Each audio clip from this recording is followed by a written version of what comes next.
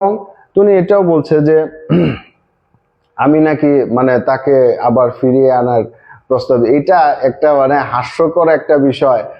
আমি আল্লাহর কাছে শুকরিয়া জানাই যে আল্লাহ আমারে এমন বাঁচাইছে যে অন্তত পক্ষে মানুষ আমাকে কোনো ধরনের বাজে কথা বলে না, এবং এর জন্য আমি আসলে মানে আল্লাহর কাছে শুকরিয়া আদায় করি যে এই এমন একটা পার্সন আমার সাথে নাই।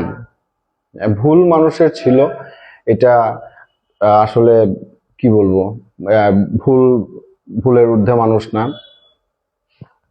হ্যাঁ, ভুলের ঊর্ধ্বে মানুষ না। তো এই ধরনের হাস্যকর কথা বলে সে আবারও মানুষের মনে জায়গা করতে চায়, মানুষের মনে সিম্পিতি আদায় করতে চায়। টাকা পয়সার যে বিষয়টা বলছে সে, আমি তার কাছ থেকে লক্ষ লক্ষ টাকা নিয়ে গেছি, লক্ষ লক্ষ টাকা সে আমাকে দিয়ে দিছে। এই ধরনের উদ্ভট অবান্তর কথা, হ্যাঁ, কেউ কাউকে এইভাবে লক্ষ লক্ষ টাকা বিলিয়ে দেয়? আজ পর্যন্ত তো সে লাইভে অনেকবার অনেক কথা বলছে, তো কখনো বলছে? এবং সে যে মেয়ের পিছনে খরচ করে, পৃথিবীতে এমন কোনো মা বাবা আমি দেখি নাই যে সন্তানের পিছনে কি খরচ করলো, কি করলো না করলো, এগুলা চুল ছেঁড়া বিশ্লেষণ হাজার হাজার মানুষের সামনে আইসা দেয়। এটা আমার জানা নাই, এটা আমার আসলে জানা নাই। এখন হচ্ছে, আর আসেন, আমি একটা জিনিস খুব ভালো করে জানি এবং মানি, সেটা হচ্ছে বাংলাদেশের আইন যথেষ্ট সচেতন এবং প্রশাসন যথেষ্ট সচেতন। তারা খুব ভালো করেই জানে কোনটা সবিচার কোনটা অবিচার, এবং সেই আইনের প্রতি আমি যথেষ্ট শ্রদ্ধা রাখি। এবং একটা জিনিস হচ্ছে কি, যে বাংলাদেশ হচ্ছে একটা মুসলিম গরিষ্ঠ দেশ। আবার বলছি, আমাদের বাঙালি মায়েরা এই ধরনের পোশাক আশাক পরে ফেসবুকে আসাটাকে কোনোভাবেই পছন্দ করেন না। তার মানে এই না যে আমি তো কারোটা খাই না, কারোটা পরি না, আমি কারো পছন্দ কারো অপছন্দ, কার ভালো লাগলো কারো ভালো লাগলো না, এগুলা দেখার সময় তো আমার নাই। না, দেখতে হবে। কারণ হচ্ছে এইটা একটা প্ল্যাটফর্ম যেখানে অনেক ধরনের মানুষ থাকে, এবং একজনকে ভালো লাগলে সে তাকে তার ভালো লাগার জায়গা থেকে তাকে অনুসরণ করে এবং সেই অনুযায়ী চলার। দেখবেন অনেক অনেক নায়ক নায়িকা গায়ক গায়িকা আছেন যাদের চুলের স্টাইল কেউ পছন্দ করে, সে চায় এই চুলের স্টাইলটা করতে। হ্যাঁ, কেউ একটা ড্রেস আপ করছে, তার এই ড্রেস আপটা তার ভাল লাগছে, সে চায় এই ড্রেস আপটা এইভাবে করতে। হ্যাঁ, দেখবেন যে এই সালমান খান তার হাতে একটা ব্রেসলেট পরে। বাংলাদেশে অসংখ্য ছেলে আছে যে এই ধরনের ব্রেসলেট ইউজ করে। তার মানে কি, তাকে দেখে সে উদ্বুদ্ধ হয়েছে এই কাজটা করার জন্য। তো আপনি নিজেকে এমন একটা আইডল, একজন নারী, সফল নারী উদ্যোক্তা মনে করতেছেন, তা আপনার এইটা মাথায় রাখা উচিত যে আমাকে শালীনভাবে চলতে হবে এবং আমাকে দেখে অনেকেই শিখবে। আমাকে দেখে অনেকেই শিখবে। আপনার মতো এত হায়ার সোসাইটি যে সবাই তো করে না, বিলং করে না। কারণ হচ্ছে ওদের তো একটা সমাজ মেনটেন করতে হয়,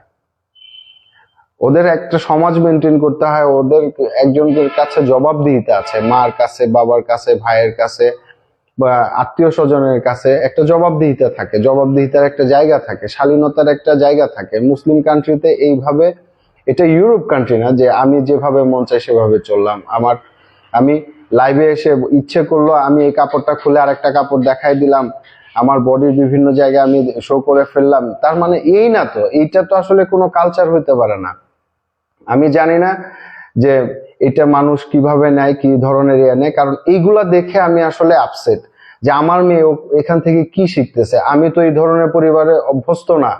আমার মেয়ে এখন ছোট্ট, তাকে যদি এখন আমি ভালো কিছু না শিখাই, বড় হইলে তো আমি তার, যখন সে এগুলাতে অভ্যস্ত হয়ে যাবে, তখন তাকে এখান থেকে ফিরে আনাটা আমার জন্য খুব কঠিন হয়ে যাবে।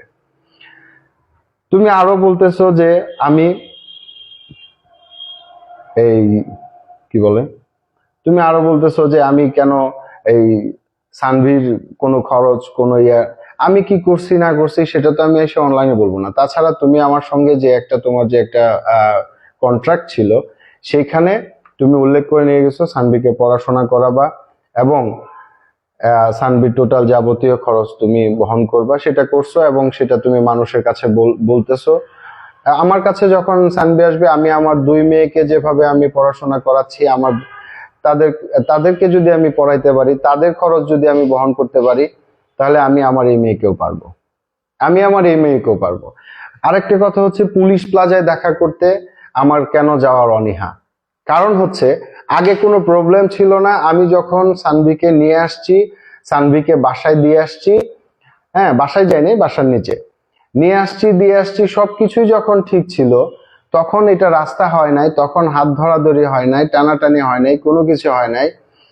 তখন যদি প্রবলেম না হয়, কারণ আমি এখন জানি যে যেহেতু একটা প্রবলেম হয়েছে, আমাকে সানভিকে নিয়ে নিরিবিলি বসে কথা বলতে হবে। ঢাকা শহরে শুধুমাত্র একটাই ফুড কোর্ট নাই যেটা পুলিশ প্লাজাতে অবস্থিত, যে সারা ঢাকা শহরে একটাই ফুড কোর্ট আছে, পুলিশ প্লাজাতে অবস্থিত। এছাড়া আর কোনো রেস্টুরেন্ট, এছাড়া আর কোনো কোথাও বসার মতো জায়গা নাই যেখানে ইয়ে করতে হবে। বাবা মেয়ের সম্পর্কের ক্ষেত্রে তো রাস্তা উঠান এগুলো আসার কথা না। বাবার সঙ্গে দেখা করবে একটা সন্তান, মায়ের সাথে দেখা করবে একটা সন্তান, তার জন্য নির্দিষ্ট কোনো প্লেস হইতে পারে না, নির্দিষ্ট কোনো জায়গা হইতে পারে না, তার নির্দিষ্ট কোনো জায়গা হওয়া উচিত না। তো আমি আমার মেয়ের প্রবলেম কি এটা যখন আমাকে জানতে হবে, তখন কোনো গণ্ডির ভিতরে যায় আমি কথা বলতে পারবো না। ওইখানে আমারও একটা সেফটির বিষয় থাকতে পারে, যেহেতু পুলিশ প্লাজাতে তার একটা প্রতিষ্ঠান আছে, সেখানে তার হয়তোবা কোনো সেট আপ থাকতে পারে, সেটা তো আমার জানা নাই। এখন কথা হচ্ছে, তুমি বিয়ে করছো, তুমি বিয়ে করো, 1000টা বিয়ে করো, আমার প্রবলেম নেই, আমার জানারও দরকার নাই। কিন্তু ততক্ষণ জানার দরকার আছে যতক্ষণ সানভি ওখানে আছে, ততক্ষণ আমাকে জানতে হবে যে এই ফ্যামিলিতে আরেকজন ইনভলভ হয়েছে, তার অবস্থাটা কি, এটা আমাকে অবশ্যই জানতে হবে।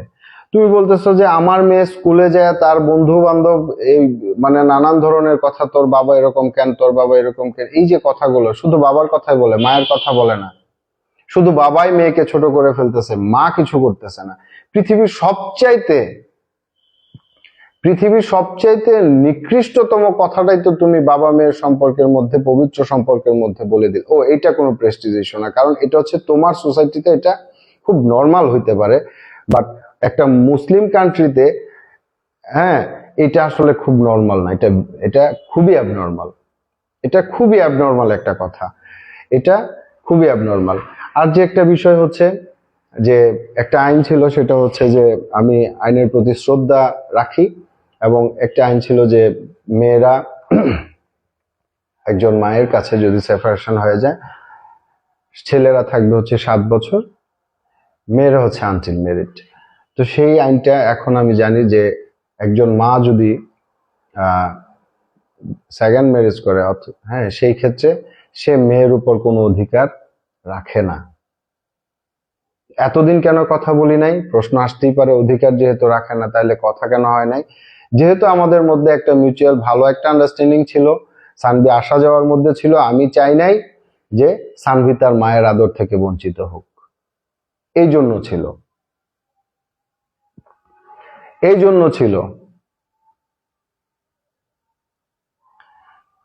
আমি গতকাল একটা জায়গায় ঘুরতে গেছি, ভালো লাগার জায়গা থেকে আমি ফেসবুকে একটা পোস্ট দিছি। এমন না যে আমি ফেসবুকটা এই 2-4-5 দিন অথবা 1 সপ্তাহ অথবা 1 মাস ধরে ইউজ করতেছি। আপনারা যখন ফেসবুকের সাথে পরিচিতও না, তখন থেকে আমি ফেসবুক চালাই, তখন থেকে আমার ফেসবুকের সাথে টুকটাক কিছু না কিছু কানেকশন রয়েছে। তো সেই ক্ষেত্রে আমার অফিস কলিগরা, যেহেতু আমি একটু মেন্টালি একটু ডিস্টার্ব আছি, আমার অফিস কলিগরা আমাকে একটু মেন্টালি রিফ্রেশমেন্ট দেওয়ার জন্য তারা একটা পিকনিকের আয়োজন করছে, এবং আমি তাদের সাথে অ্যাটেন্ড হই। তো একটা পিকনিকে গেলে, একটা ট্যুরে গেলে, একটা ছবি প্রকাশ করা, একটা কথা বলা, হ্যাঁ, এটা খুব স্বাভাবিক। কিন্তু এটাকে আপনারা কি করলেন, খুব অস্বাভাবিক বানায় ফেললেন, যে মেয়ের সঙ্গে বাবা কাতর থাকার কথা, বিছানায় পড়ে থাকার কথা। তাহলে কি আমার সব কিছু বাদ দিয়ে এখন এটা নিয়ে, ওটা তো ওটার প্রসেসে চলতেছে, ওটার প্রসেসে চলতেছে। এখন কথা হচ্ছে যে আমি এখনো বলতেছি, কারণ হচ্ছে যে আমি আমার সানভিকে ওখানে নিরাপদ মনে করছি না। কারণ তুমি যে থার্ড ম্যারেজটা করেছো, এটা তো আমার কথা না। অনেক পেপার কাটিং অথবা অনেক পোস্ট, অনেকে অনেক ধরনের কথা। আপনি, হ্যাঁ, রিহানা বেশি, আপনি বাইচে গেছেন জাহান্নাম থেকে ভাই। না ভাই, এখনো বাঁচতে পারি নাই। কারণ হচ্ছে আমি আমার আমার 3টা মেয়েকে যদি আমি সঠিক পথে না আনতে পারি, এর জবাবদিহিতা আল্লাহর কাছে আমাকে করতে হবে। অনেকের বাবাদের হয়তোবা জবাবদিহিতা নাই, নাও থাকতে পারে, আল্লাহ হয়তোবা তাদেরকে ছাড় দিতে পারে। বাট আমি এতটাই পাপী যে আমার কোনো নিজের জবাব তো দিতেই হবে। ইভেন আমার সন্তানদের জবাবও আমার কাছে দেওয়া লাগবে, দিতে হবে, দিতে হবে। অনেকে আমাকে ভাল লাগে না, আমি একটা ফালতু লোক, বাজে লোক। আমি তো ভাই আপনাকে ইনভাইট করে আনি নাই যে আপনি একটু আসেন, আমাকে জোর করে একটু ভালো লাগান, দেখেন আমার জোর করে আমার কথা ভালো লাগে কিনা। কেন যেচে আসছেন আপনার মোবাইলের এমবি খরচ করে, চার্জ খরচ করে, সময় খরচ করে? আমার মতো ফালতু মানুষের জন্য আপনার সময় নষ্ট করার তো দরকার নাই। আমি কাউকে ডেকে আনি নাই, কারণ আমি এখানে কোনো প্রোডাক্ট সেল করতে আসি নাই। ভালো লাগুক না খারাপ লাগুক, যা মন চাই তা লাগুক, আমার তো আপনাদেরকে কোনো ধরনের ইমোশনের গল্প শোনায়, মিথ্যা গল্প শোনায় আমাকে আপনাকে ধরে রাখতে হবে, আপনার মনে যে করেই হোক আমার জায়গা দখল করতে হবে, বিষয়টা তো এরকম না। হ্যাঁ, অনেকেই বলতেছেন যে আমার বর্তমান ওয়াইফের কি কোনো ইয়া নাই। সে অত্যন্ত ভালো এবং ধার্মিক একজন মেয়ে। সেও সানভিকে তার নিজের মেয়ের মতো করেই জানে, এবং সেও চায় যে সানভি তার কাছে আসুক, এবং তাকে 2 মেয়ের থেকেও আরো বেশি মানে বেশি আদর করে, বেশি আদর করে। এবং সানভিকে ডেকে এনে অনলাইনে যে তুমি কি বাবার কাছে যেতে চাও, তুমি কি এ করতে চাও, আমি নাকি তোমাকে আটকায় রাখছি। এখন ধরেন আমি আপনাকে অনলাইনের ঘটনাটা আপনি জানলেন, অফলাইনের ঘটনাটা তো আপনি জানেন না। আমি ধরেই নিতে পারি, কারণ এর আগে অনেক কথাই সানভি আমাকে বলছে। এখন পৃথিবীর কোনো বাবাই কোনো সন্তানের কথা রেকর্ড করে রাখে না যে তুমি কি বলতেছো বাবা, আমি এগুলা রেকর্ড করে রাখি। বাবা মা সন্তান ভাই বোন তারা এই যখন ফিতার ক্যামেরা ছিল না, যে 27টা 30টা ছবি উঠতো, ভালো মুহূর্তগুলা স্মৃতি করে রাখার জন্য সেই ছবিগুলা উঠাইতো। এখন যেহেতু মানে চাইলেই একটা ছবি তুলে ফেলা যায়, এই কারণে ছোট ছোট মুহূর্তগুলো মানুষ ছবি করে রাখে, ছোট ছোট মুহূর্তগুলো মানুষ ছবিতে বাঁধাই করে রাখে। অনেকে বলতেছেন অনেক চিপা চাপা খুঁজে তারপরে আমি আমার সানভির ছবি সামনে নিয়ে আসতেছি। তো আপনাদের দুনিয়াপুকে বলেন তো, সেই ছোট্টবেলার সানভির ছবি চিপা চাপা থেকে খুঁজে বের করে নিয়ে আসতে আছে কিনা দেখেন তো। ফেসবুক আদালত না, আমি কথা বললেই ফেসবুক ফেসবুক থাকে, আর উনি কথা বললে এটা আদালত, এটা পরিষদ, এটা পারিবারিক দরবার, শালা অনেক কিছু হয়ে যায়। আমি বুঝি না যে কথাটা বলবা সেটা ওই কথার মধ্যে থাকো। আর একটা জিনিস তুমি ভালো করে জানো যে মিথ্যা কথা আমি বলি না। টাকা পয়সার প্রতি আমার কোনো লোভ লালসা কখনোই ছিল না, এখনো নেই, ইনশাল্লাহ ভবিষ্যতেও আসবে না। কারণ হচ্ছে এত টাকা দিয়ে মানুষ করেটা কি? এত টাকা দিয়ে মানুষ করেটা কি?